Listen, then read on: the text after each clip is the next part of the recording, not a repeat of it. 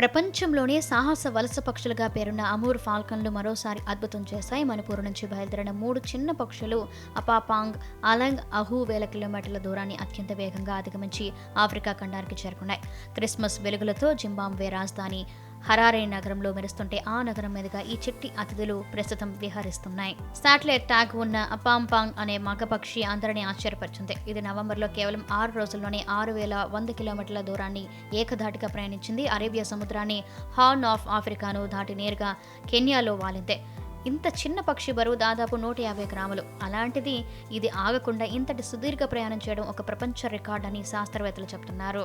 ఆడపక్షి అలంగ్ 5600 కిలోమీటర్ల ప్రయాణంలో భాగంగా తెలంగాణ, మహారాష్ట్రలోని స్వల్ప విరామం తీసుకుని కెన్యా చేరింది. మరో పక్షి అహు బంగ్లాదేశ్ మీదుగా 5100 కిలోమీటర్లు ప్రయాణించి సోమాలియా చేరుకుంది. Wild life institute of India శాస్త్రవేత్త సురేష్ కుమార్, ఐఏఎస్ అధికారిని సుప్రియా సాహు ఈ పక్షుల కదలికలను నిరంతరం పర్యవేక్షిస్తున్నారు.